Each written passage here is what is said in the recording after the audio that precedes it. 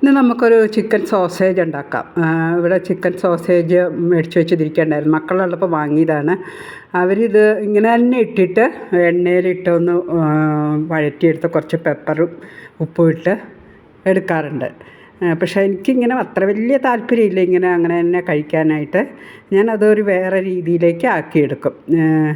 ഞാനിത് ആദ്യമൊന്നും പക്ഷേ ഇപ്പോഴൊക്കെ കഴിച്ച് തുടങ്ങി. എന്താണെന്ന് വെച്ചാൽ ഞങ്ങൾ ഇൻ്റർനാഷണൽ ട്രിപ്പ് പോകുമ്പോൾ അവിടെ ബ്രേക്ക്ഫാസ്റ്റ് ഇതൊക്കെ തന്നെയുള്ളൂ. നമ്മുടെ ദോശയും ഇഡ്ഡലിയൊന്നും ഇല്ലല്ലോ.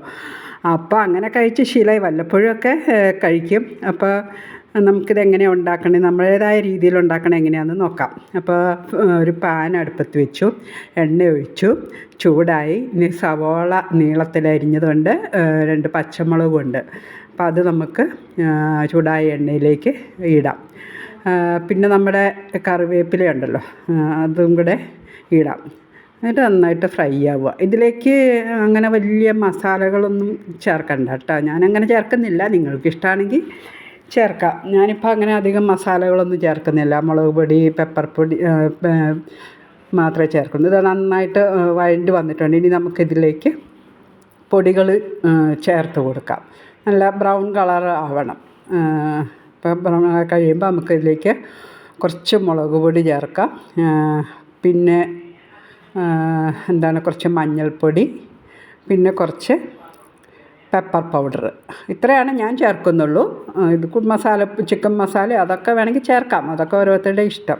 ഞാൻ ഇത്രയേ ചേർക്കുന്നുള്ളൂ. ഇത് നന്നായി ഒന്ന് പൊടികളുടെ പച്ചമണമൊക്കെ മാറി നന്നായിട്ട് മൂത്ത് വരട്ടെ. മൂത്ത് വന്നു കഴിയുമ്പോൾ നമുക്കിതിലേക്ക് തക്കാളി ഉണ്ടല്ലോ, തക്കാളി നീളത്തിലരിഞ്ഞത് ഇട്ട് കൊടുക്കാം. അപ്പോൾ തക്കാളി അങ്ങനെ വല്ലാതെ വഴണ്ട് ഇതാവണ്ട. തക്കാളി ഒന്ന്, അതൊക്കെ ഓരോരുത്തരുടെ ഇഷ്ടം കേട്ടോ. എനിക്കങ്ങനെ വല്ലാതെ വഴണ്ട് കുഴഞ്ഞ പോലെ വേണ്ട. ഇങ്ങനെ തന്നെ ഇരിക്കുന്നതാണ് ഇഷ്ടം. ഒന്ന് വാടിയിട്ടാണ് ഇഷ്ടം. ആവശ്യത്തിന് ഉപ്പ് ഇട്ട് കൊടുക്കാം. ഉപ്പ് ആദ്യം ഇട്ടിരുന്നില്ല. ഇതൊന്ന് തക്കാളി ഒന്ന് വാടിക്കഴിയുമ്പം നമ്മുടെ സോസേജ് ഞാൻ അരിഞ്ഞു കൊണ്ടുവന്നിട്ടുണ്ട്, അതങ്ങനെ ഇടുക. ഇതിന് വെള്ളം ഒഴിക്കേണ്ട ആവശ്യമൊന്നുമില്ല. ഈ ഫുള്ളിൽ നിന്ന് ഒരു ബ്രൗൺ കളറായാൽ മതി. അങ്ങനെ ആയാൽ മതി. വെള്ളം ഗ്രേവി വേണമെന്നുള്ളവർക്ക് ഗ്രേവി ഒഴിക്കാം. അപ്പോൾ ഇന്ന് ഇങ്ങനെ ഒന്ന് ഇതാക്കിയെടുക്കുക. വല്ലാതെ വേവൊന്നുമില്ല കേട്ടോ.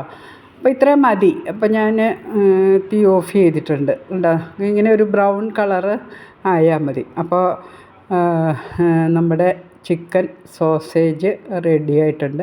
ഇത് എല്ലാവർക്കും ഇഷ്ടമാവുമെന്ന് ചോദിച്ചാൽ എനിക്കറിയില്ല. എനിക്ക് ആദ്യമൊന്നും ഇഷ്ടമുണ്ടായിരുന്നില്ല. പക്ഷേ ഇപ്പോൾ അത് കഴിച്ച് ശീലമായപ്പം ഇഷ്ടമാണ്. ഇടയ്ക്കൊന്ന് കഴിക്കും ഞാൻ. അപ്പോൾ നമ്മളിതൊരു നമ്മുടെ സോസേജ് പുതിയൊരു രീതിയിൽ റെഡി ആയിട്ടുണ്ട്. നമുക്കിതൊരു സെർവിങ് ബൗളിലേക്ക്, ചൂടായി കഴിയുമ്പം സെർവിങ് ബൗളിലേക്ക് മാറ്റാം. അപ്പോൾ ഇതാ സെർവിങ് ബൗളിലേക്ക് മാറ്റിയിട്ടുണ്ട്.